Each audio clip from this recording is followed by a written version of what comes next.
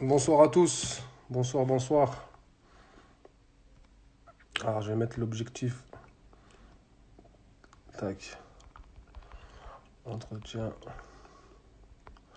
avec. Prestigieuse.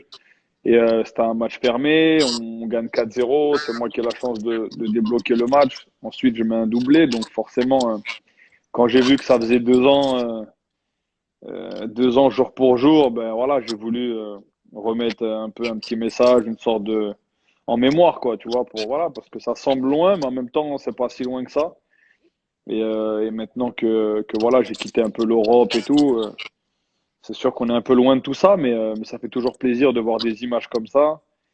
Ça a été vraiment un moment pour moi incroyable. Ça venait en plus à une période un peu compliquée, parce qu'on était en fin de saison, on jouait un peu sur tous les fronts.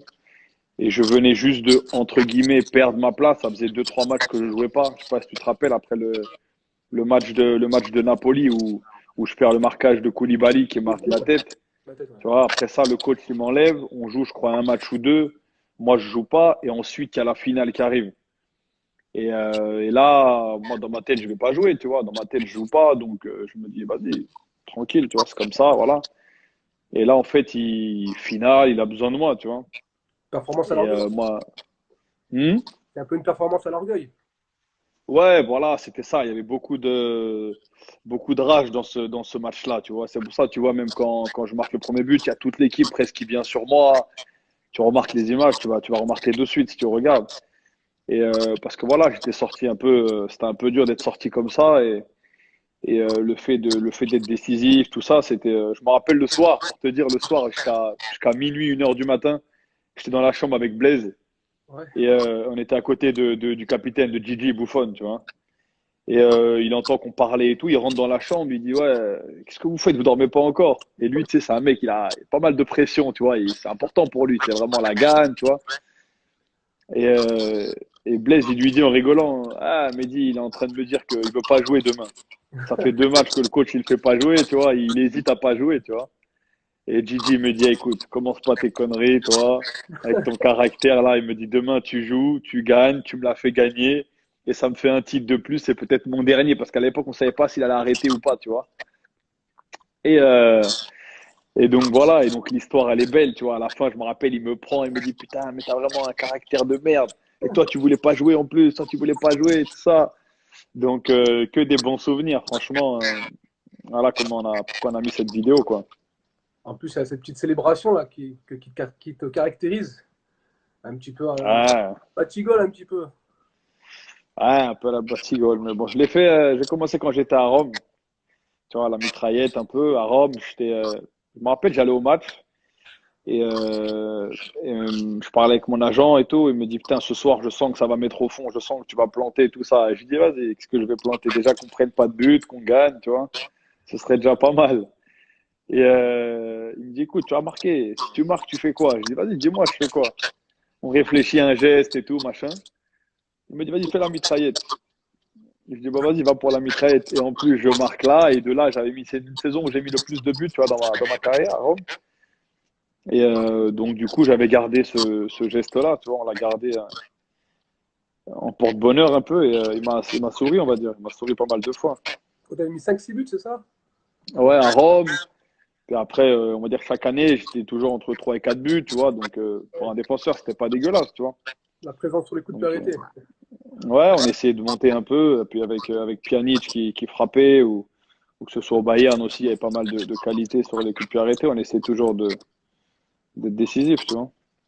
Justement, là, j'imagine que c'était l'occasion, là, cette petite période de confinement, de se replonger un petit peu dans la boîte à souvenirs. Toi, comment tu le situes un petit peu, cette finale de Coupe d'Italie? Et si tu dois faire un petit parade de tes meilleurs souvenirs dans ta carrière, même si on espère qu'il y aura encore quelques souvenirs dans les années à venir, mais pour ceux qui sont passés, c'est quoi un petit peu les grands moments de ton parcours? Dans la carrière, franchement, il y en a beaucoup. Il y a le premier match avec l'Udinese à San Siro, tu vois. On joue contre l'Inter de Milan, de Samuel Eto'o, tu vois, la grosse équipe de l'Inter. Et on joue là-bas. Moi, c'est ma première titularisation après être sorti de la Ligue 2 de Clermont-Ferrand. Donc, tu vois, ça fait quelque chose. Ça, c'était franchement, c'était un grand souvenir. Après, tu as forcément bah, cette finale-là. Tu as, le match à Rome, même si je reste très, très attaché à Rome. Mais on rentre avec le Bayern de Munich. Moi, je rentre à la maison, on va dire, parce que je venais de jouer à Rome. J'avais été le meilleur joueur de l'année par les supporters. Et là, j'arrive devant 60 000 et tous, ils me sifflent, en fait. Tout le stade, il me siffle. Je te jure, j'ai dit, c'est un truc de fou. Il n'y en a pas un qui s'est dit, non, quand même, il a fait du bon boulot, tu vois. Tout le stade, il me Vous avez sifflait. vibré, ouais.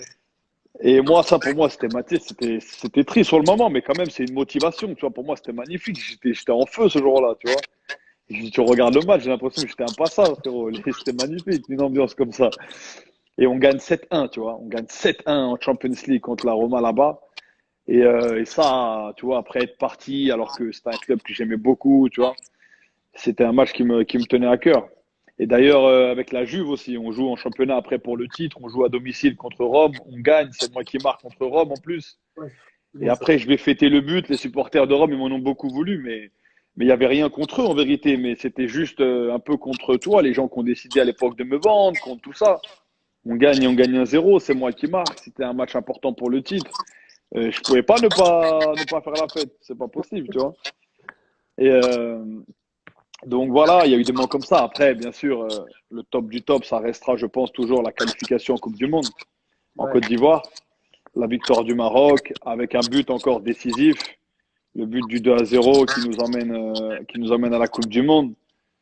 Ça, c'est un truc qu'on a rêvé, tu vois. Quand tu dis, je l'ai rêvé celui-là, de pouvoir marquer un but qui va emmener mon pays à la Coupe du Monde, je l'ai rêvé, mais pas qu'une fois. Mais je l'ai rêvé en pensant que ça va jamais arriver, c'est la vérité. Et ça s'est réalisé, tu vois. Et ça, c'est pour le coup des moments qui resteront gravés, tu vois, pour toujours. Donc ouais, ouais, c'est vrai que ce confinement, il a permis aussi à ça. Bah, des fois, on regarde deux, trois vidéos, tu sais, des fois, on n'a pas le temps. Tu as vu dans la carrière comment ça va vite, les déplacements, les trucs. T'as pas le temps de regarder derrière un peu ce que tu as fait. Et là, l'avantage, c'est vrai que bah, du temps, on en a. Du temps, on en a. Donc on profite pour regarder un peu ce qu'on a fait et on voit qu'on n'a pas fait que des mauvaises choses, quoi. C'est vrai que pour beaucoup de joueurs, surtout pour ceux qui, on va dire, qui ont atteint la trentaine, c'est la première fois de votre vie depuis tout petit que vous avez un arrêt aussi prolongé avec le football. Donc j'imagine qu'il y a plusieurs choses qui rentrent un petit peu pour pouvoir faire le point sur ce qui a été accompli durant la carrière. Peut-être un peu de nostalgie aussi qui s'instaure. Tu commences à te dire, ah ouais, il y a quelques moments que j'aimerais bien revivre. Ouais, ouais, bah bien sûr. Tu sais, quand tu restes, comme je dis, il y en a, ils font ce métier, mais tu sais, comme moi, il y a des joueurs, ils regardent pas le football à la télé. Il y a des joueurs, tu leur parles d'un autre joueur, ils connaissent pas. Et chacun a sa façon d'interpréter le métier, tu vois. Moi, pour le coup, je pense que ceux qui me connaissent, ils savent, moi, je reste un passionné. Voilà, je reste un vrai passionné. Et donc, forcément, là, je suis plus vers la fin. Ça, c'est logique, j'ai 33 ans. Donc ça fait quelque chose, tu vois. Ça fait quelque chose. Tu te dis, putain, c'était c'était beau quand même. On a fait des choses, on a joué dans des grands stades, on a gagné des vrais matchs contre des vrais clubs, on a joué avec des top joueurs. Et il y a Minarid qui est en train de perturber le groupe là. Il y a Mbaye aussi. Mais il y a Mbaye aussi. Ah les frérots, commencez pas, laissez-moi parler tranquille là. Non, non, mais et tu vois, c'est sûr quand tu es plus à la fin comme ça, tu te dis, bah voilà, on l'a fait, c'est bien, mais tu as envie tu vois, c'est pour ça que c'est même, je vais te dire entre nous, tu vois, une confidence. Ça m'était encore jamais, depuis que je suis à Doha. Honnêtement, je suis là, je me suis dit, je suis tellement bien ici, la vie et tout, on risque de finir ici, tu vois. Après, il me reste un an de contrat, on va peut-être. Et je disais avec mon fils, là, il y a même pas une semaine, je lui disais, écoute, on va voir comment ça se passe. Si j'ai pas de problème de santé et tout, peut-être que on va retourner en Europe tu sais, à la fin de mon contrat, tu vois. Ah, il me dit, mais tu m'as jamais dit ça. Je dis, bah non, mais moi, je savais pas. Ah, Je te le dis comme ça entre nous. t'as toujours annoncé que c'était fini. T'as toujours dit, ah, moi je pars là-bas au Qatar. Ouais, ouais, c'est clair. C'était pour moi, c'était, voilà, histoire de clôturer un peu le tout, tu vois. Mais là, je me dis, quand je vois des mecs comme Hilton, des grands joueurs, attention, Hilton, très, très grand défenseur, mais il a quoi, 40, 41 ans, je crois, non? Il a 40 ans, ouais. Il doit avoir 40 ans, il joue à Montpellier. Et quel joueur, tu vois. Tu prends à Parme, le Portugais aussi, Bruno Alves. Bruno C'est Alves. Bruno Alves qui était à Porto, tout ça, pareil. Je crois qu'il a 38, 39 ans. Moi, je me dis, écoute, Pourquoi pas, moi il me reste un an ici, pourquoi pas après repartir dans un club qui m'est cher ou dans un championnat, tu vois, où on ne sait pas, tu sais jamais, peut-être que je vais arrêter, tu vois. Mais tant qu'il y a cette flamme, tant qu'il y a toujours cette passion pour le football, tant qu'on prend toujours du plaisir à aller s'entraîner, tu vois ce que je veux te dire? Pour moi, ça je pense que c'est important, c'est le plaisir avant tout, tu vois. Euh, et moi je suis encore dans la phase où quand le coach il me donne 2 jours off, ah ben, je vais m'entraîner quand même, tu vois. Donc, tant que je serai comme ça, c'est que j'ai pas spécialement envie d'arrêter. Tu vois ce que je veux dire? Mais est-ce que justement c'est le confinement, le fait que tu sois éloigné du football depuis plusieurs semaines, qui te permet de mesurer à quel point la compétitivité, le football va te manquer? Tu te dis, ah, il y a encore des choses à faire, encore des chapitres à aller écrire. Est-ce que ça a pu jouer un petit peu dans cette réflexion-là? Ouais, ouais, ça, c'est vrai que c'est. Bah, si tu veux, on a beaucoup plus de temps pour réfléchir à tout ça, tu vois. Donc, aujourd'hui, un footballeur qui pense à arrêter, il faut qu'il imagine sa vie après le foot, tu vois. Et même si moi, pour le coup, j'ai beaucoup, beaucoup de projets en tête, tu vois, vraiment beaucoup de projets en tête, beaucoup d'idées, mais j'aime le foot. On peut dire tout ce qu'on veut. J'aime ce que je fais. J'aime mettre mes crampons. J'aime aller tacler. J'aime, tu vois, j'aime fêter une victoire dans le vestiaire. Tu vois, j'aime tout ça.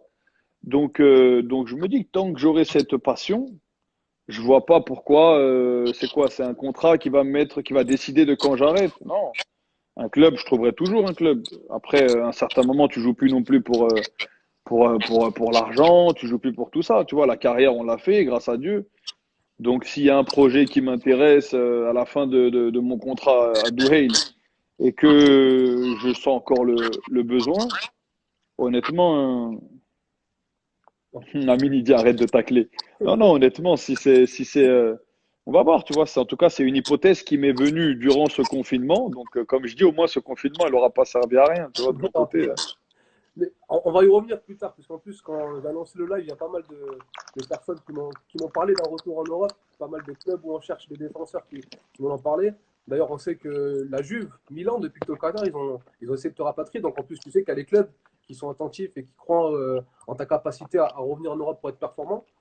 Mais pour revenir un petit peu sur ta carrière, euh, on parlait un petit peu de ton parcours de manière succincte. Est-ce que tu mesures, maintenant avec un peu avec le recul que tu as offert le confinement, la qualité de ton parcours? Parce que moi, voilà, on va mettre les pieds dans le plat.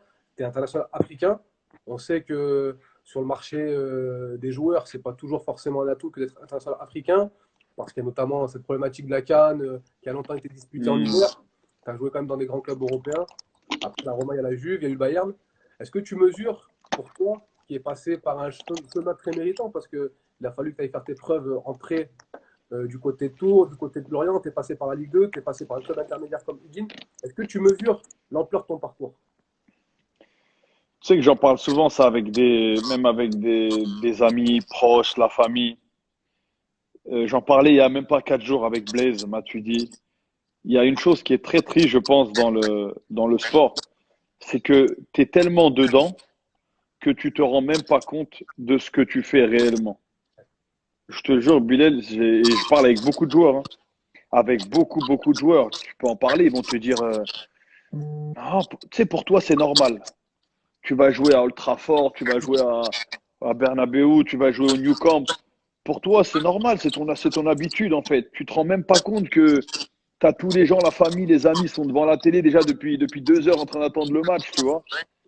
Et quand je parle aujourd'hui avec mes potes dans le foot, les plus proches, que ce soit Miré, Pjanic, Blaise, ce soit, tu vois, tous ces mecs-là, même pour eux, je sais ce qu'ils ressentent. Parce que j'étais à leur place, tu vois.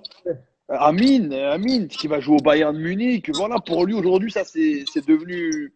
Ouais, c'est normal, c'est mon quotidien, tu vois. Et c'est quand tu te rapproches de la fin que tu as plus de temps pour penser que tu te dis, mais attends, quand même, j'ai fait des trucs quand même. Tu sais, quand tu réfléchis, tu te dis, attends, j'ai fait quand même 4 Coupes d'Afrique, j'ai fait une Coupe du Monde. Tu vois, tu dis, on a pris des titres, quand même, on a fait des choses, tu vois. Mais, mais pendant que tu joues, tu te rends pas compte. Mais pourquoi? Je te mets au défi de me trouver un joueur qui réalise réellement ce qu'il est en train de faire, tu vois, qui prend conscience de la valeur du parcours qu'il est en train de la carrière qu'il est en train d'avoir. Et c'est très, très rare. Et c'est dommage parce que c'est après que tu t'en rends compte, justement, tu vois.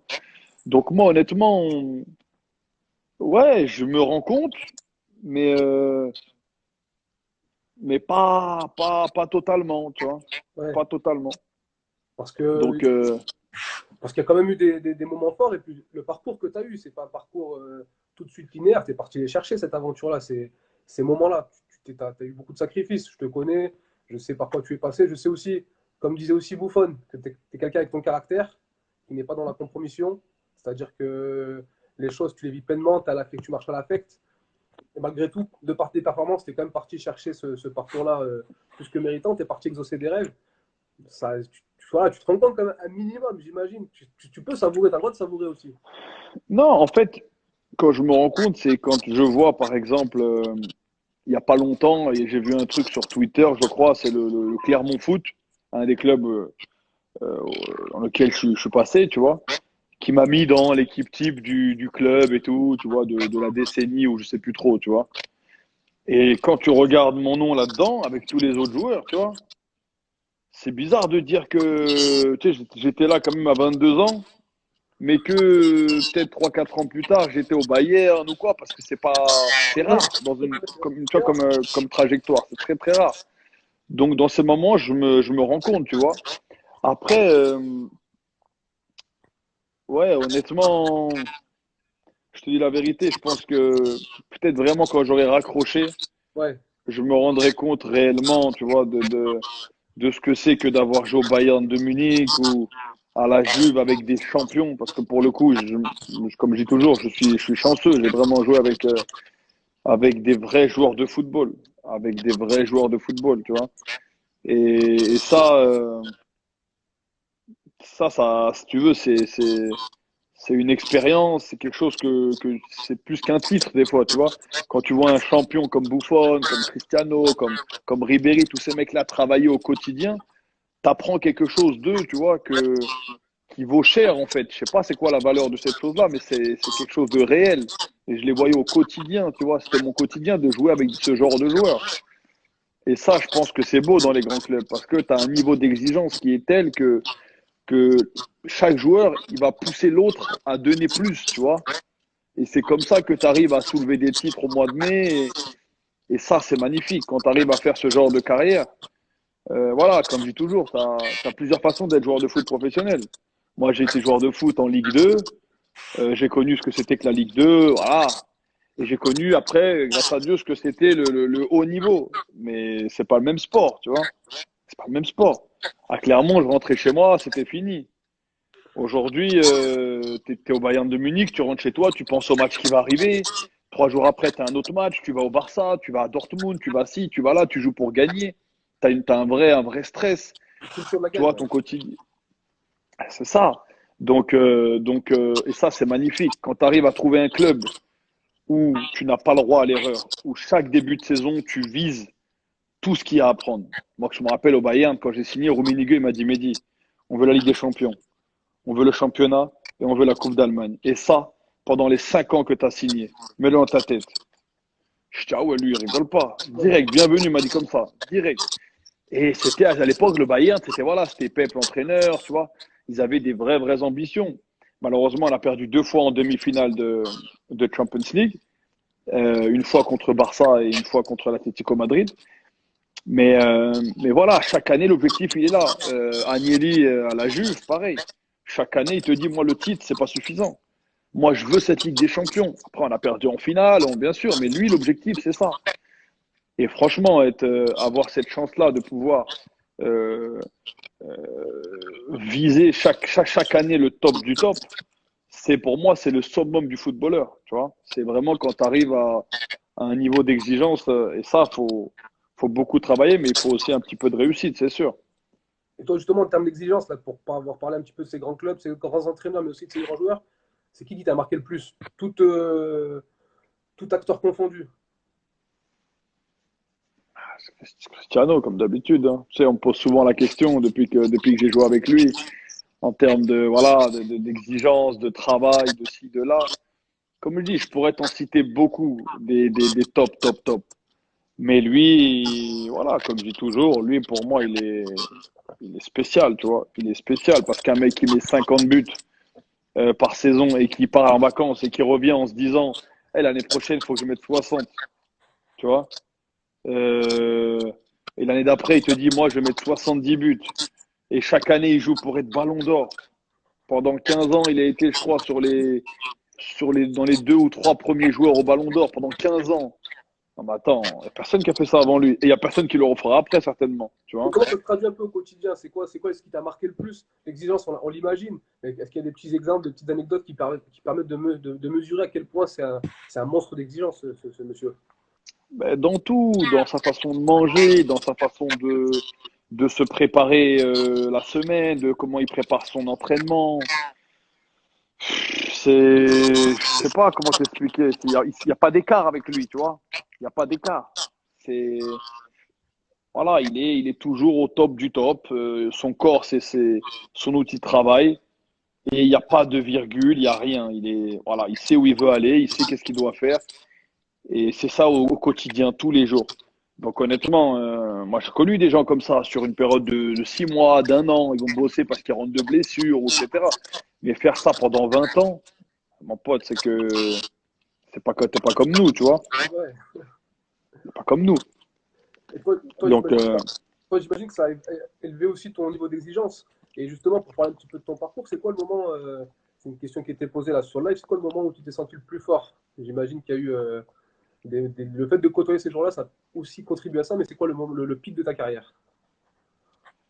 non, moi, comme je dis, quand j'ai connu, par exemple, Chris, je l'ai côtoyé quand j'étais à la Juve. J'avais 30 ans. Donc, moi, dans ma carrière, il m'a rien changé. Ouais. Parce que j'ai toujours su que j'avais pas plus de talent que les autres. Que si je travaillais pas plus qu'un autre, ben oui, j'aurais été un très grand joueur de Ligue 2. Là-dessus, il n'y a pas de souci. J'aurais continué à Clermont. Avec un peu de chance, j'aurais tapé un petit club qui fait le maintien, qui joue le maintien en Ligue 1. Je te dis une connerie à l'époque. Lens, t'avais Lens qui faisait un peu l'ascenseur et tout. Et puis, je serais fondu dans le moule. Je serais devenu un très bon joueur de Ligue 2. Si j'avais pas travaillé plus. Parce qu'au départ, j'étais, entre guillemets, ben, prévu pour ça. Donc, moi, ça m'a pas changé grand-chose. Moi, j'ai toujours su que si je travaillais pas, de toute façon, j'allais avoir des limites. Mais quand as la chance de jouer, par exemple, un mec, je prends un exemple comme Dybala, un mec qui a quand même 25 ans, qui est jeune, tu vois, aujourd'hui, il côtoie Messi en sélection, il côtoie Cristiano à la Juve. Pour moi, il est chanceux. Il y en a qui disent il a pas de chance. Non, pour moi, il est chanceux. Parce que Dybala, c'est déjà un top joueur, tu vois. On parle déjà d'un qualité supérieure, Dybala, tu vois. Mais là, au contact d'un mec comme ça au quotidien, bien sûr que tu progresses. Bien sûr que tu vois comment il se prépare, comment tu as envie de lui voler un truc, tu as envie de, tu vois. Donc, c'est que bon, c'est que bon. Et après, pour répondre à la question où je me suis senti le mieux, je vais te dire, avant les pépins physiques, ils sont arrivés au Bayern de Munich, si tu te rappelles Roma. un peu. Donc, à la Roma, l'année à Rome avec Rudy Garcia d'ailleurs. L'année à Rome, ah, frérot, on fait une Ouais. année déjà toute l'équipe, on fait une année magnifique. Mais honnêtement, je suis épargné par les blessures. Je fais, je crois, 38 matchs dans l'année. Et frérot, en toute modestie, mais cette année-là, j'étais pas mal du tout. J'étais pas mal. C'est pas Ils mal. m'ont donné le Meilleur meilleur défenseur. défenseur. Après, ça, c'est autre chose. Mais Ouais. Ah, je pense que tu pouvais y prétendre très facilement, en tout cas. Enfin, ouais, ils m'ont donné le meilleur défenseur de Serie A cette année-là. voilà. Mais honnêtement, il y avait quand même des Chiellini, des Barzagli, tu vois, des Bonucci. Il y avait des tops. Donc ça, après, c'est peut-être parce que j'ai Et marqué voilà, plus, j'en sais rien. toi, là, il y avait toi et les défenseurs de la Juve. Après, toi, c'était l'année où tu as marqué le plus de buts. Voilà, peut-être c'est ce que je dis. Peut-être ils m'ont donné ça parce que moi j'ai marqué, parce que eux, ça reste quand même des sacrées légendes, je te dis la vérité, pour les avoir côtoyés, les trois là, c'est très très fort. Mais en tout cas, franchement, non, j'étais bien cette année, j'étais très très bien. On avait une équipe qui tournait, on finit deuxième avec 95 points, je crois, ou 92 points, derrière la Juve. Mais voilà, j'étais bien cette saison. Et après, malheureusement, voilà, on trouve pas de terrain d'entente avec les dirigeants sur une prolongation, donc ils me transfèrent au Bayern. Après, j'ai bien démarré, très très bien démarré. Après, je commence à me faire mal, je commence à être blessé. Deuxième année, j'ai plus beaucoup joué parce que j'étais pas bien, j'avais envie de partir. Tu vois, je voulais rentrer en Italie, le pays, j'étais pas au top. Et, et voilà. Après, la Juve aussi pas mal. L'année là justement où on prend la Coupe d'Italie, le championnat. On perd contre le Real en quart de finale. On va éviter C'est de revenir pareil, c'est là-dessus. une année pleine. On va éviter. Ouais, on va Il éviter. en a Ouais. beaucoup Non, parlé. non, mais on On a va beaucoup éviter. parlé, ouais, après. ce Ça match-là, restera c'est. quand même un bon souvenir. Ça restera un gros match quand même, un gros match quand même. Et voilà, après, avec une fin triste, mais c'est partie du foot, hein. Il en faut des moments comme ça aussi pour forger une carrière, pour forger des souvenirs. C'est des pics d'émotion, même si c'est pas les plus plaisants. C'est ce qui aussi permet peut-être parfois de reconstruire des rebonds, de se maintenir l'envie d'aller toujours C'est ce chercher. qu'on dit souvent. Moi, je dis souvent, je perds jamais, j'apprends, tu vois. Et je trouve que cette phrase, elle est intéressante parce qu'il y a plusieurs façons d'analyser une défaite, tu vois. Mais une défaite, une grosse défaite, quand tu fais par exemple une erreur individuelle, si tu la prends du bon côté, bien sûr que ça t'aide. C'est toujours c'est enrichissant, tu vois. Et moi, bien sûr que j'en ai connu des défaites, des matchs qui me sont encore ici à travers, tu vois, qui n'arrivent pas à passer. Mais, mais voilà, tu t'en sers pour rebondir, tu t'en sers pour pas répéter les mêmes erreurs, tu t'en sers pour avancer. Donc, euh, donc il en faut.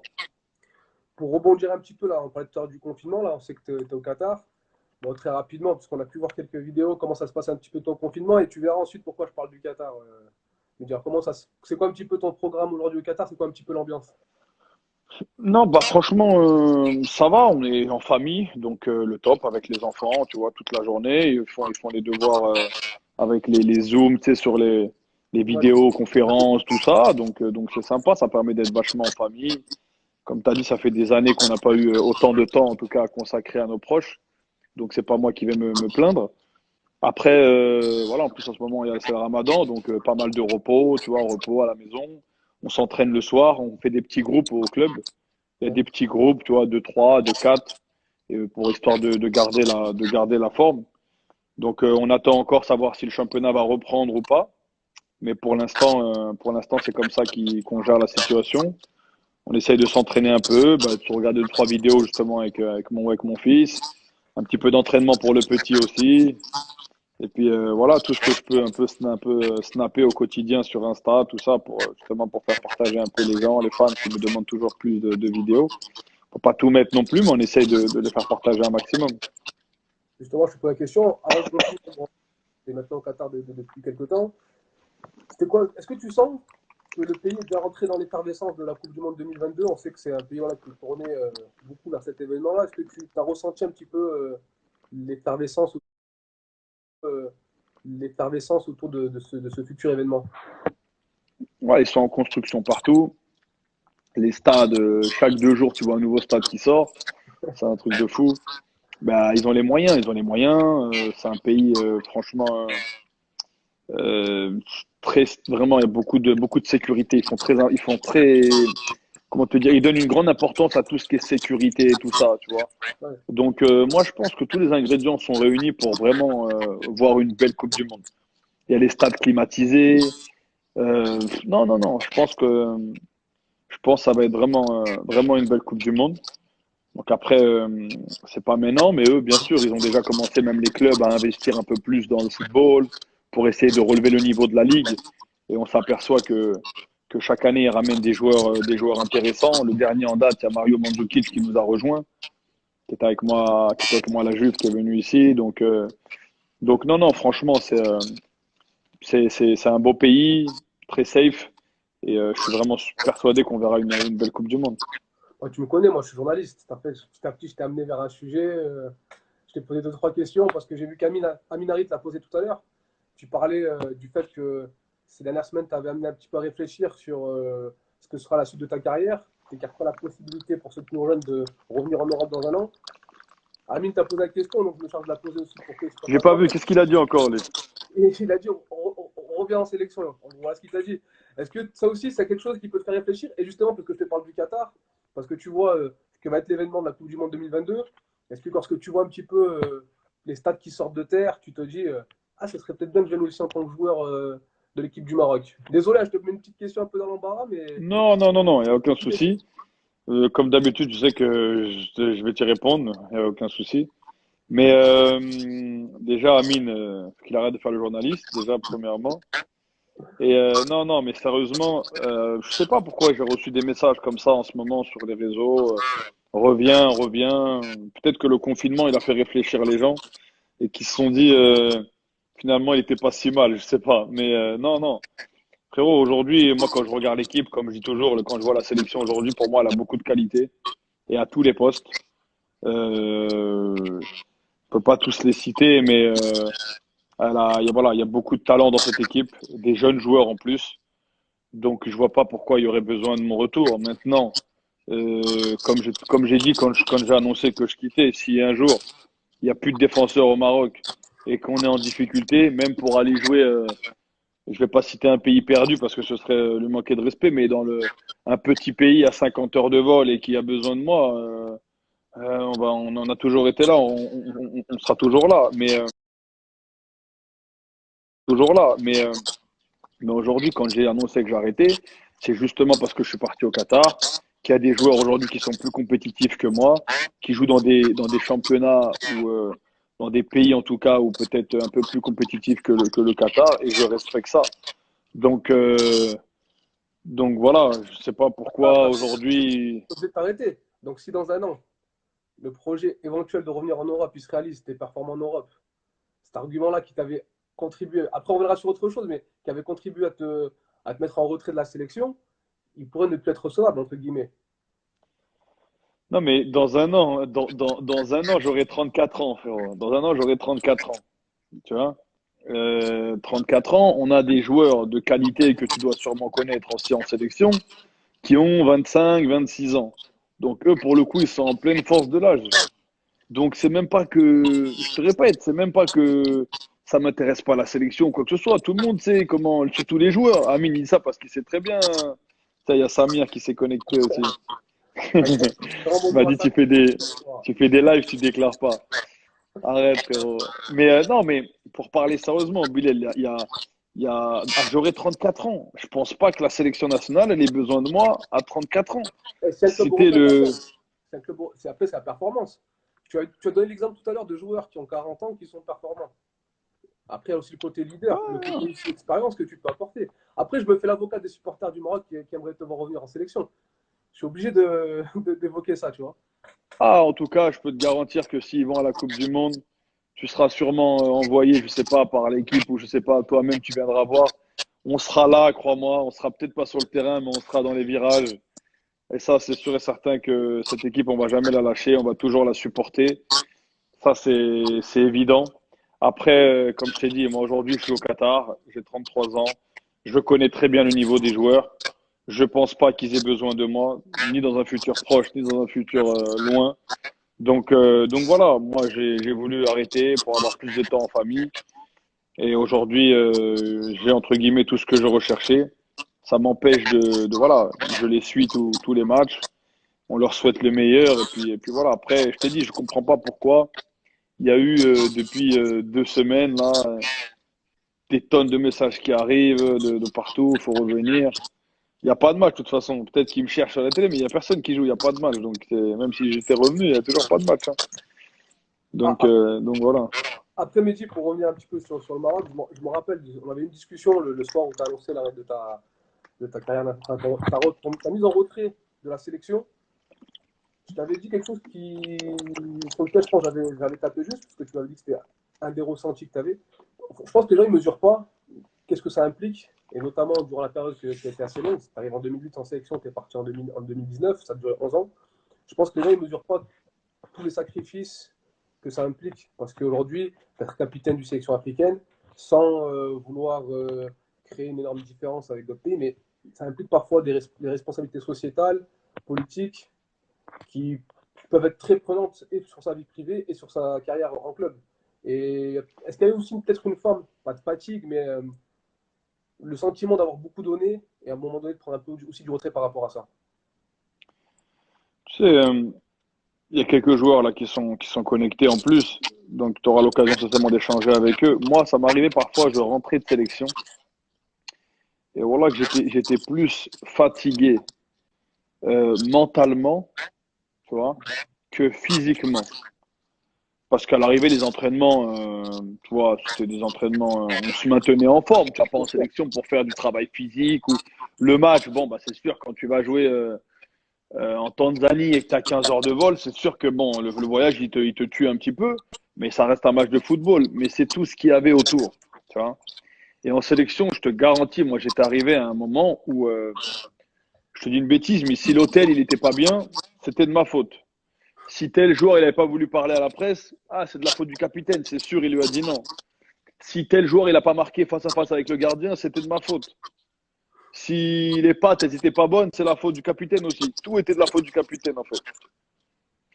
Parce que moi, j'ai vu qu'en vérité, ce qui les intéressait, certaines presses, encore une fois, pour pas tous les mettre dans le même sac, c'était faire du buzz. Malheureusement, à cette époque-là, Marouane avait arrêté, tu vois, j'étais le seul, on va dire, vraiment dans les top clubs, tu vois, genre Bayern, tout ça. Maintenant, ça commence à arriver avec Hakim qui vient de signer à Chelsea, avec le petit Hakimi qui appartient au Real, mais qui a Dortmund, à Mine, à Schalke, tu vois. Mais à l'époque, c'était pas trop comme ça. Pendant des années, tout le monde jouait en Ligue 1 et tout. Attention, hein, dans des bons clubs, mais il n'y avait pas des. Et donc, dès que ça voulait faire un peu de buzz, on va mettre un truc sur lui, on va mettre son nom au milieu. Au moins, lui, en plus, avec son caractère, il va nous répondre. On va faire un peu de buzz. Et c'était ça pendant 5, 6, 7 ans. Et je dis, mais ils sont fous, ces gens-là, en fait. C'est déjà assez compliqué de venir, de gérer les problèmes de tout le monde, tu vois. Et après, il y a des choses qui restent, tu vois, dans un groupe. Moi, je suis pas celui qui va aller te raconter, tu vois, ce qui se passe, machin et tout. Mais les joueurs, ils savent. Dans un groupe, tu as plein de choses à gérer. Quand tu es capitaine, en plus, ça fait 10 ans que tu es là. Tu envoies de toutes les couleurs. Ta porte, elle doit être ouverte 24 sur 24. Si le mec, il a besoin de toi, il a besoin de parler. Si le coach, il t'appelle à minuit, viens dans ma chambre, faut que je te parle. Si ça, t'es obligé. Tu le fais à 100% ou tu le fais pas, tu vois. Et moi, la vérité, je rentrais, j'avais mal à la tête. C'était compliqué. Ah, c'était compliqué. Moi, je voyais les capitaines que j'avais en club. J'ai joué avec des légendes, je te répète. J'ai joué avec des Philippe Lam. J'ai joué avec des Totti. J'ai joué avec des Di Natale. J'ai joué avec des Buffon, Chiellini. C'est pas ça, capitaine. Il s'occupe pas de ce qu'on va manger. Il s'occupe pas de ci. Il s'occupe pas de ça. Il s'occupe pas de. Il y a des moments où je devais tout penser, tout faire. Et quand. C'est pas mon problème. Ça, je suis pour rien. Moi, j'ai entendu, ils ont dit que c'est Benassa qui fait l'équipe. C'est moi qui fais l'équipe, c'est moi qui fais le groupe. Donc, à ton avis, au coach que j'ai eu, moi, j'ai eu Roger Lemaire, j'en ai eu de coach, j'ai eu Hervé Renard. Tu penses qu'un mec comme Hervé Renard, je pense que tu connais un peu Hervé, mais tu penses qu'il y a un joueur qui va lui imposer un joueur? Attends, mec, vous êtes bête ou quoi? Tu vois pas le personnage? Hervé Renard, j'ai quel argument, moi, pour lui dire tu fais jouer lui plus qu'un autre? Il va m'en mettre une, Hervé. Tu vois ce que je veux dire? C'est pas possible. C'est certes un ami, c'est certes comme un grand frère, c'est quelqu'un que j'aime beaucoup. Mais on a toujours gardé nos limites, tu vois. Et après, voilà, après, je te dis, ça, c'était fatigant, tu vois. C'est pour ça qu'au bout d'un moment, on a fallu. Apparemment, ça résonne, non? Je sais pas du tout. Je sais pas. J'essaie juste de bannir deux, trois personnes qui étaient pas très correctes. C'est pour ça que tu me voyais toucher. Ah, ok, ok, j'ai pas vu. Oh, mais laisse ça, c'est classique, ça. On le bannit, c'est tout. Non, non, mais, mais Déjà, voilà, après. on a parlé déjà, mais quand on voit la carrière, quand on voit l'investissement que tu as eu pour la sélection, est-ce que c'est quoi? C'est une blessure? Tu as eu le sentiment un petit peu de manque de reconnaissance, d'ingratitude? Frérot, dans le football, déjà, il faut pas attendre les remerciements. Tu sais, moi j'ai compris Ouais. ça. J'ai mis du temps à le comprendre, hein. Mais dans le football, n'attends pas qu'on vienne te dire au fait, ah, merci ce que tu as fait, tu as été bien. Oublie ça. Ça, c'est. T'entends encore aujourd'hui des gens te dire, ah, moi j'aime pas Messi. Ah, Messi, je trouve qu'il défend pas. Ouais, Ronaldo, je trouve qu'il est trop comme ci, il est trop comme ça. Tu vois ce que je veux te dire? T'as des gens comme ça, des stars, des légendes. Ils font même pas l'unanimité. Tu penses que c'est moi que les gens ils vont te dire, ah ouais, lui, putain, lui, top. Mais non.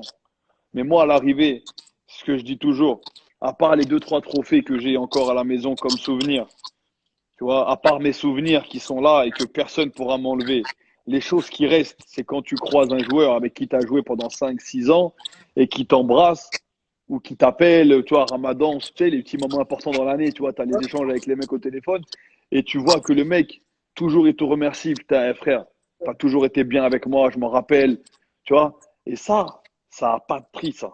Tu vois ce que je te veux dire? Ça, c'est pas des trophées, c'est pas de l'argent. Ça, c'est des vraies valeurs. C'est des liens que tu as créés parce que tu étais là avec des mecs, peut-être à 2 heures du matin. Le mec, qui n'était pas titulaire, il faisait la gueule, il voulait prendre son sac et se barrer, et qu'il allait faire certainement une grosse erreur. Mais toi, tu dis bien dans ma chambre, je te dis 2 mots bien. Le mec qui vient, écoute-moi bien. Tu vas faire une grosse erreur, tu vas regretter toute ta vie. Ici, c'est le pays, machin, truc. Et tu vois, t'argumentes. Et le mec, il se dit, putain, pourquoi le capitaine, il vient me parler comme ça? Il n'est pas obligé, il joue au Bayern de Munich, il vient, il me prend 2 heures dans ma chambre. C'est pourquoi? C'est parce que le mec, il sait que c'est pour mon bien. Et quand tu vois que le mec, en vérité, il est là, il se met le cerveau en place, et le lendemain, il rentre, et peut-être qu'il est décisif, ou tu vois, ça, c'est des moments que tous les mecs qui sont derrière leur clavier, là, tous ces guignols qui écrivent, je sais pas, machin, tu me dis, on peut pas regarder ces gens-là, rien à foutre de ces gens-là, tu vois. Les vraies choses qui restent, Billet, non, mais c'est la vérité, tu vois. Ouais, Les vraies choses qui restent, toi, tu vas faire un article, frérot, tu vas faire un article, tu vas le relire, pour moi, c'est un bel article que j'ai fait. Tu vas le publier. Mais il y en a combien ils vont te dire, ah, pour moi, ton article, il était pourri, t'as dit de la. Tu vois ce que je veux te dire? Je sais que tu fais un peu le mercato, tout ça. On va te donner un jour une info, tu vas la sortir. Putain, il se passe un truc, ça se passe pas. Ah ouais, t'es une merde, ton info, elle était pas bonne. Tu vois ce que je veux dire, les gens? Ils oublient ce que tu as fait de bien. Ils oublient ce que. Donc, c'est quoi, toi? Tu veux plaire à ces gens-là ou tu veux, toi, avoir la conviction que tu as toujours fait le maximum en vérité? Moi, j'ai fait mon choix personnellement, j'en ai rien à foutre de plaire à personne, tu vois. C'est pas mon problème. Mais les vrais gens avec qui tu as joué, les vrais gens avec qui tu as partagé des petites chambres en Afrique, là, avec des fuites d'eau qui coulent, tu vois, des fois, c'est dans des hôtels. Tu connais l'Afrique, c'est un peu compliqué parfois dans certains pays et tout.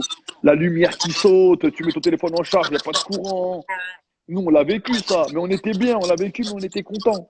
On était content parce qu'on était là pour le bled, pour la sélection. Tu vois ce que je veux te dire? On était là, on a pris les 3 points, on est rentré chez nous. Tu vois? Et ça, frérot, encore une fois, c'est tous les mecs qui parlent et tout, ils étaient pas là, eux. Mais tous, ils te disent, j'aime mon pays. Ah ouais, tu l'aimes, mais t'as fait quoi, toi, pour le pays? Comment tu l'as prouvé? T'as fait quoi? T'as fait quoi pour le prouver que tu l'aimes? Moi, je te dis ce que j'ai fait. J'ai fait le tour des terrains d'Afrique catastrophiques. J'ai laissé mes genoux.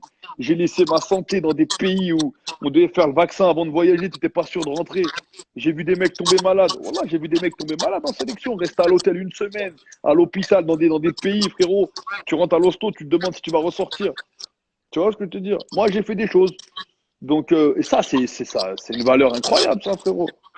C'est une valeur de fou. Est-ce que tu penses, parce que pour élargir le débat, ça va au-delà du Maroc, est-ce que tu ne penses pas que c'est lié un petit peu, même dans le ressenti de la presse, hein, à tous les pays où il y a un petit peu ce mélange culturel, cette binationalité, voire même dans ton cas la trinationalité, et qu'il y a que ce soit en France, dans la perception en tant que joueur africain, ou lorsque tu rentres au Maroc, en Algérie, en Tunisie, qu'il n'y a parfois pas une forme de discrimination, mais presque, hein, il y a un ressenti. Tu as été capitaine, tu as joué dans des grands clubs, tu t'es investi pour ta sélection. En plus, tu aurais pu être titulaire en équipe de France pendant l'équipe d'Algérie. Dis-moi pas qu'en 2018, tu n'aurais pas eu, après ce que tu as fait, ta place dans les 23 champions du monde. Donc, tu as quand même montré ton attachement au Maroc, ton choix, il a assumé. Et c'est, en plus d'un choix, c'est un investissement. Est-ce que tu ne penses pas qu'il y a quelque chose d'un peu plus profond dans, on va dire, la gestion, dans la perception médiatique? Déjà, frérot, il y a un truc important quand tu dis, souvent j'entends parler de choix. Tu vois, choix, ouais, moi je me tape dans mon choix. J'ai vu des joueurs, moi ils sont venus en sélection. Ouais, je suis là, mais encore, j'ai pas encore fait mon choix. Quand j'entends ça à table, déjà, tu sais, le mec qui parle un peu, que ce soit un Marocain français, que ce soit un Belge, un Hollandais, peu importe, hein. J'ai pas encore fait mon choix. Moi, le premier, et ça je te le dis, ça m'est arrivé, je dis écoute, je vais t'aider à faire ton choix. C'est quoi? Rentre là-bas, choisis la France, choisis la Belgique, choisis la Hollande. Crois-moi, on n'a pas besoin de toi, nous. Parce que moi, pour le coup, pareil, pour ceux qui me connaissent, moi, j'ai pas eu de choix à faire, frérot. Ouais, c'est ça. Moi, depuis tout petit, frérot, je te sors encore des photos. Tu me vois au bled, frérot, chez la grand-mère, pieds nus. Tu vois, attention, l'Algérie, le pays de ma mère, je respecte énormément le pays de ma mère, frérot. Attention. Les gens, des fois, ils veulent me faire passer pour. Non, non, non, non, non. Je respecte beaucoup l'Algérie. Mais la France, j'y ai joué un petit peu en jeune, machin et tout. Mais frérot, pour moi, le rêve, c'était mon maître maillot du Maroc. Et voilà, il n'y a même pas eu de choix à faire. C'était tellement naturel. Donc, il n'y a même pas de choix. On parle de ouais, mais tu aurais pu aller en équipe de France. Mais comment ça, j'aurais pu? En termes de quoi? On se base par rapport à quoi? Par rapport aux qualités? Pourquoi pas alors? Ouais. Mais dans ma tête, il n'y avait pas de choix dans ma tête. C'était réglé. Je voulais aller au Maroc. Ils sont venus me chercher. J'ai commencé, moi, avec les jeunes au Maroc. J'allais en moins de 18 avec les espoirs. J'ai fait 2 sélections en junior, j'ai fait 2 sélections, je crois, en espoir. Et après, j'étais en Ligue 2, ils m'ont intégré. Roger Lemaire, il m'a appelé après avec le match du Cameroun et tout, quand je suis première titulation au Cameroun, etc., à 20 ans. Mais j'ai pas attendu de voir que le Maroc, il soit je sais pas où pour y aller, frérot. On est parti de suite, tu vois. Donc, il n'y a même pas eu de choix. Mais après, comme tu dis, pour beaucoup, nous, on n'est pas des Marocains. Tu vois où je veux en Non, venir. on n'est pas des. Ouais, ouais, mais je vois tout à fait. Mais Mais nous, le on est les débat, rois de ça, nous, au le débat Maroc, que je frérot, voulais nous. soulever, tu vois, j'ai. Frérot, C'est nous, important pour toi de toute préciser ma la vie, France. toute ma vie, j'ai Pourquoi entendu ça. la France. Voilà. Frérot, ça m'est arrivé, moi, en tant que capitaine. J'arrivais à la presse et l'attaché de presse, elle disait pour Benassia, vous savez qu'il ne parle pas très bien l'arabe. Donc, pour lui, les questions en français uniquement. Ah non, mais nous, on veut parler en arabe. Mais pourquoi tu m'appelles alors? Tu sais très bien que je parle pas bien. Donc, toi, tu as envie de me voir que je suis mal à l'aise, que je parle pas très bien. Donc, tu as envie de me faire un buzz. Regardez, il parle pas bien. Mais j'ai grandi en France. Et alors, ça veut pas dire que j'aime pas mon pays. Bien sûr que je ne le parle pas comme je parle le français aujourd'hui. J'ai étudié en France, tu vois ce que tu veux dire? Bien Même des sûr. fois, là, je crois, même ça, là, je l'ai vu tout à l'heure. L'autre jour, on était en live avec Amin Harit. Des mecs, ouais, mais parler en arabe. Mais pourquoi tu viens m'écouter? Tu sais très bien que je parlais français. Si t'es pas content, tu m'écoutes pas. Je n'ai pas demandé de. On n'est pas là pour te plaire ou tu vois, on n'est pas là pour te plaire aux gens. C'est pas une langue qu'on maîtrise parfaitement. Donc on fait des efforts, etc. Peut-être qu'un jour on fera une discussion en arabe et pas de problème, Eh, tu vois. attends, je fais stop. Il y a Francesco Totti qui est parmi nous. C'est bon, là. J'ai réussi ma carrière Checo, journalistique. che dici, capitano? Sei venuto a vedermi, questo mi fa piacere. Tiens, je parle italien si vous voulez aussi. Non, mais frérot, pour te dire, tu vois, les gens, ils sont jamais contents. Mais moi, je l'ai entendu ça. Ah, dans l'équipe, ah, j'aime pas cette équipe, des journalistes. Mais pourquoi t'aimes pas l'équipe? Ah, parce qu'il y a que des mecs de France ou il y a que des mecs de Hollande. Il y a plus de vrais Marocains de la Botola. Mais pourquoi on est des faux Marocains, non? Comment tu te permets de juger que je suis un faux Marocain, moi, en vérité? X Ouais, mais la Decker. Botola, frérot, la Botola, je sais qu'il y a des mecs de qualité et des mecs de talent. Mais c'est pas de ma faute s'ils sont restés en Botola. Pourquoi ils vont pas alors dans les grands clubs? Je comprends pas. Il y a une interdiction de recruter ou quoi? C'est comment?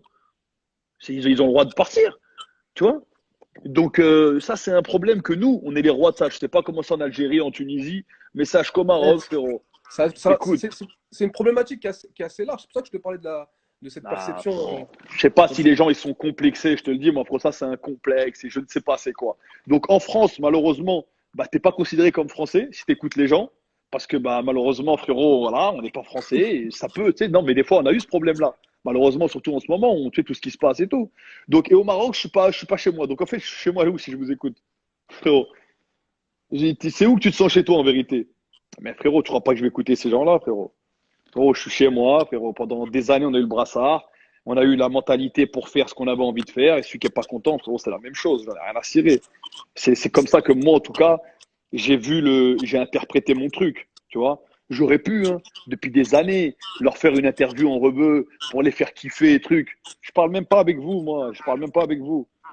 Tu vois ce que je veux dire? Même pour ma retraite, quand j'ai annoncé la retraite, il y a des millions tous ils m'ont écrit, des mecs qui te critiquaient gratuitement, tu sais pas pourquoi ils te critiquaient, ils t'appellent, ouais, ils appellent mon Nabil Berka, tu sais, qui s'occupe de ma presse, tout ça, Ouais. les réseaux, etc. Ouais, on aimerait bien, on sait qu'il va arrêter pour faire l'annonce et tout. Qu'est-ce que tu me racontes? Je vais appeler un mec, je sais que toute ma carrière, il était là. C'était à l'époque, voilà, c'était Bein, un mec de Belabès, tu vois, qui a toujours été sérieux, qui a toujours travaillé, qui a toujours été correct. Quand c'était bon, il a dit du bon. Quand le truc était mauvais, il a dit du mauvais. Ça, c'est des vraies personnes. Tiens, c'est toi qui vas faire l'annonce, tu vois. Parce que ces gens-là, ils méritent même pas que tu leur parles en vérité. Ils méritent même pas. Donc c'est pour ça que je te dis, tu peux pas écouter, tu peux pas essayer de plaire. Moi, frérot, j'ai arrêté de T'as vouloir toujours, essayer de plaire. c'est pas t'arrêter, t'as jamais été. Moi qui te connais bien maintenant, Ah ouais, ouais, ouais. t'as toujours été un mec sans concession. C'est Mais blanc, noir, c'est noir. malheureusement, tu sais comment c'est dans le football. Ils aiment pas ça. Ils aiment pas ça, frérot. Moi, j'ai eu des histoires en sélection. Truc, machin, l'autre il est parti, l'autre il a fait ça. Et les mecs, ils t'écrivent, tu sais même pas d'où ils ont ton téléphone déjà. Et ils t'écrivent, capitaine, tu peux nous raconter toi ce qui s'est passé? Et je dis, comment t'as eu mon numéro toi déjà? Ah, c'est un ami et truc. Allez hop, bloqué. Je te bloque sur WhatsApp.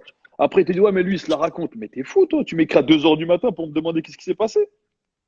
C'est comme ça, frérot. Tu sais comment ça se passe, de toute façon, je vais pas t'apprendre. Bien Mais sûr. non, tu peux pas donner de l'importance à ces gens-là. Mais c'est vrai que eux, par exemple, toute ma carrière, moi personnellement, ils m'ont fatigué. Ils m'ont fatigué, inventé des choses tout le temps, inventer.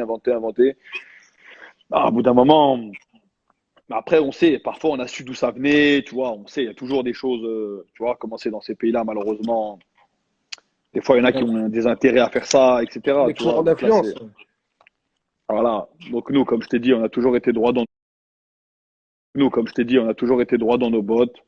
Et il n'y a pas mieux que de garder des vrais rapports, des vrais, pour finir tout ça sur ce côté-là un peu positif. Mais Ouais. la presse, c'est une chose, mais les gens que tu as côtoyés, avec qui tu t'es battu, tout ça pour le pays, eux, ils savent, tu vois, ils savent exactement ce qui s'est passé, tu vois. Et ça, ça n'a pas de prix, frérot. Ça n'a pas de prix. Justement, pour parler un petit peu de ce type de débat, j'imagine que tu as pu avoir quelqu'un qui représente dans ta carrière, dans ta vie, peut-être, on va dire, un repère humain que tu as souvent rencontré, parce qu'il est originaire comme toi d'Evry. Aujourd'hui, c'est ton coach Aïl Douhail. C'est quelqu'un que tu as aussi connu en sélection du Maroc. Hmm. C'est comme Salou Saïf, là, journaliste de RMC, là, qui est d'Evry, qui n'arrête pas de Ah, c'est mon gars, ça. voilà, Ah, entre Evry, il amis. y a les mecs d'Evry, quoi. Voilà, et j'imagine ces discussions-là, on va dire humaines, tu as dû les avoir avec Walid, qui était ton entraîneur, et qui aujourd'hui, enfin, qui était ton coéquipier, et qui est aujourd'hui ton entraîneur. Ah, il a été aussi mon entraîneur adjoint en sélection. Sélection avec Balzeki. La CAN en Afrique du Sud, il était entraîneur adjoint. Mais ouais, Walid, je le connais depuis des années. On a joué un petit peu ensemble. Lui, il était plus vers la fin de carrière. Il était venu un peu encadrer les jeunes et tout à l'époque de Roger Lemaire. Donc on s'était croisés. Moi, j'étais bah, tout au début. Hein. Et, euh, et ouais, content de l'avoir vu arriver ici, frérot. Content de l'avoir vu arriver ici. Après, moi, je connaissais déjà en tant que coach. Déjà, je l'ai vu en tant qu'adjoint. Et je connaissais, j'ai suivi son parcours un peu à Rabat. Il a fait du très très bon boulot à Rabat. Il a pris le titre, il a pris la coupe avec une équipe qui n'est pas non plus le Wydad ou le Raja, tu vois. Rabat, c'est une équipe au départ avec un petit budget et tout, mais il les a structurés, il les a beaucoup aidés pour grandir. Et, euh, et nous, quand on a perdu notre coach, Rui Faria, qui était d'ailleurs un très bon coach, qui était passé, je crois, il a fait 16 ou 17 ans avec Mourinho, c'était vraiment du haut niveau aussi. Malheureusement, il a eu des soucis ici avec des joueurs. Il était un peu trop, on va dire, trop droit, un peu trop gentil avec la mentalité d'ici. Et donc, après la finale qu'on avait perdue contre Al-Sadd, le président a décidé de changer. Et il a fait venir Walid. Ben, quoi te dire, frérot, pour moi, ça a été une belle surprise. Dans le sens que, voilà, quand le président m'a appelé pour me dire j'ai rencontré un coach de chez toi, Regragui et tout. Moi, je savais déjà que c'était un super coach. Je sais, son idée de jeu, tout ça, je connaissais tout de lui. Souvent, on a parlé football avec Wal. Mais je savais pas si Walid était intéressé par une aventure ici. Je savais pas que, tu vois. Et en plus, nous, voilà, on a un club qui a quand même des moyens. Ils peuvent ramener, s'ils veulent, un nom. Ils auraient pu ramener un grand nom. Mais il m'a dit, le presse, il m'a dit, moi, je veux un mec comme ça, jeune, qui sait travailler avec les Arabes et tout, parce qu'on sait que lui, il connaît. En plus, c'est un ancien joueur, c'est un mec qui a du caractère. Il m'a dit, moi, je veux un mec comme ça. Et frérot, il est arrivé, je te dis la vérité, de suite. Il a pas rigolé, hein. Il a pas rigolé, frérot. Il y en a qui avant peut-être pensaient ils étaient en vacances. Crois-moi que tu connais un peu Wall. Ouais. Ah, il est venu, il a dit, moi, les gars, je vais être droit avec vous. Mais croyez-moi, vous allez pas me la faire à l'envers, hein. Il a dit, j'ai pas envie de courir, les trucs et tout, là. Ah, frérot. Après, voilà, il y a des choses qui restent dans le vestiaire, mais il a été dur d'entrée. Et franchement, on a eu des très bons résultats avec lui. Et malheureusement, là, ça s'est arrêté avec le coronavirus. Mais je suis persuadé qu'il va faire vraiment, il va rester longtemps ici parce que c'est un mec qui, tu vois, il sait bosser, c'est un mec qui a du caractère, il n'a pas peur de dire les choses en face. Et avec cette mentalité, c'est ça qu'il faut, tu vois. Donc, non, vraiment content de l'avoir avec nous et je pense que ça, c'est un genre de coach, tu vois, qui a le caractère même pour un jour reprendre la sélection ou tu vois, parce il connaît, il sait comment ça se passe. Il a été joueur, il a été dans le staff, donc ce serait vraiment une bonne chose pour lui aussi. Justement, bon, on rebondit là-dessus. Tout à l'heure, on a parlé des joueurs que tu as croisés, qui t'ont marqué, les Ribéry, les Ronaldo. Plus d'un point de vue humain, c'est quoi un petit peu les personnes qui ont compté dans ta carrière, que ce soit dans ton entourage, que ce soit sportivement, humainement, mais vraiment ceux qui t'ont apporté, qui t'ont marqué en tant qu'homme plus qu'en tant que joueur. Ah bah déjà, ma famille, déjà, tout simplement. La famille, tu vois. La famille, moi, c'est mon père qui m'a fait aimer le football, déjà, pour commencer. Au départ, je jouais, mais pas plus que ça. C'est lui qui m'a fait aimer le foot. Ensuite, il m'a toujours soutenu dans tout ce que j'ai fait. Ma mère a toujours été là pour moi, pour m'emmener à droite à gauche. Toute ma carrière, elle était là. Ma femme, mes enfants. Euh, Après, tu sais comment c'est. T'as pas 50 réels amis, tu vois. C'est faux, ça. Mais t'as toujours trois quatre potes, et j'ai même pas besoin de les citer, ils se reconnaîtront, qui sont là au quotidien. On se parle au téléphone tous les jours. Après une défaite, après un match un peu moins bien, c'est les premiers à parler. Eh, gros, tranquille, prochain match, machin, tu vois, pour relativiser un petit peu, tu vois. Et puis, bien sûr, mon agent aussi, mon agent, Moussa, tu vois, on a commencé ensemble, j'ai envie de te dire, parce qu'au départ, il était un jeune agent, il commençait à peine dans le milieu. Aujourd'hui, quand tu vois que il s'occupe ben, peut-être les plus grands talents français, tu vois, et tout ça, c'est parce qu'il y a une ligne directrice, il y a un travail qui est fait, tu vois, il y a un travail qui est fait, il y a comment te dire, il y a des valeurs, tu vois, dans son mode de fonctionnement. Il s'y tient. Et forcément, pour les jeunes, en plus, lui aussi, il est jeune, donc tu peux lui parler de tout, tu vois, c'est vraiment un support. C'est pas qu'un mec qui vient ici, il fait le deal. Non, non. Lui, tu l'appelles nuit et jour. Moi, ça a été mon confident, c'est comme mon frère. Ça a été mon agent, c'est mon agent encore aujourd'hui, et on a tout fait ensemble, tu vois, et on est parti voilà, on était à Clermont. Je t'interromps juste parce que on est dans les dernières secondes là, du live, ça va couper. Donc je le relance, comme ça on continue tout de suite là, ça va couper d'une seconde à l'autre. Vas-y, vas-y, vas-y. Vas-y, vas-y, vas-y.